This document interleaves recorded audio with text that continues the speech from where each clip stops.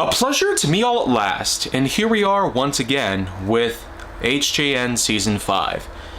And so for this instance, we're gonna take a bit of a turn from the marsupial range of animals, such as opossums, and we'll be talking about the pine marten this time.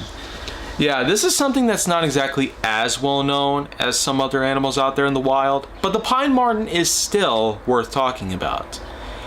Unlike the opossum, which comes from the range of the marsupials, the pine marten is from the mustelid family, which does mean that they are in fact similar to certain other animals, also spawning from the likes of the mustelid family as well. As you probably know by now though, while the pine marten might have its name because it is known for dwelling around trees, you can't technically find these out just about anywhere else, on the ground especially.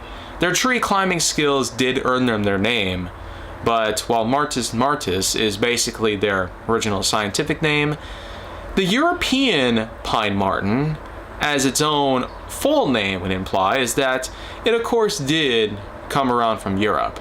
Although, nowadays, you are able to find these in many other places around the world, including North America. Much like the opossum, you're able to find pine martens out there in other parts of the world. So you can expect to find one out there, especially if you're living in the northern segment of the United States, select parts of Alaska and Canada.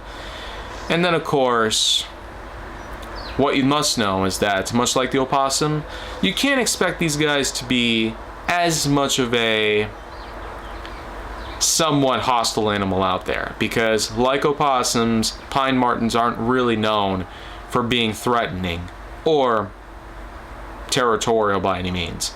They're quite solitary for the most part, yet docile by nature. And while most wooded areas are the most common places you can find them, as some have pointed out, there are ways to bring in pine martens through captivity. And what's even more unique about these guys is that, much like the opossum's hiss, they produce a bit of a unique cooing sound to it.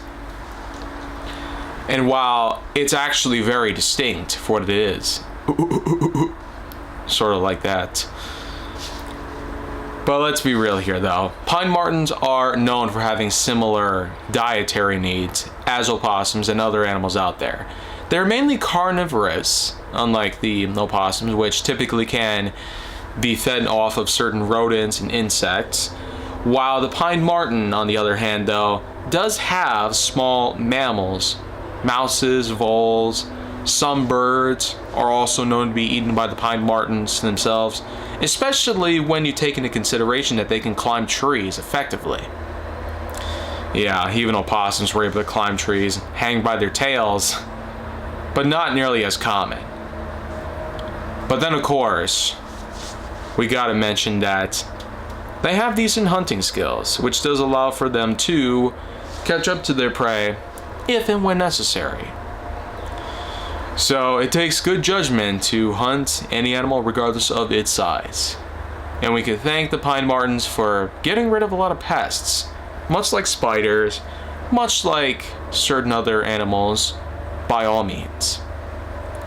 And I feel like I could say a lot more about this, but the thing is that Europe, United States, or elsewhere, pine martens have their own sense of popularity and their own fan base generated from within, and have even made appearances in the Save a Fox Foundation.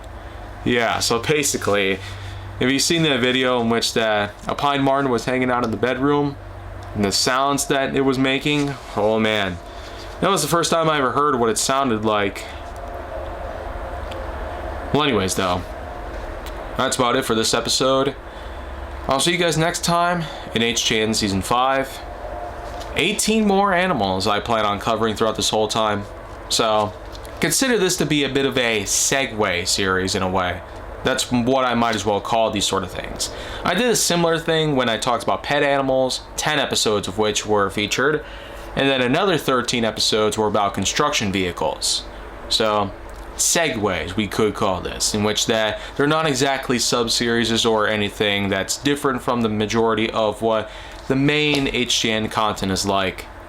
But again, I never bothered to take anything out of the original series and make it its own separate series entirely. Well, anyways, next time on HGN, I'll talk about something different. But then, I'll have another animal prepped and ready to go.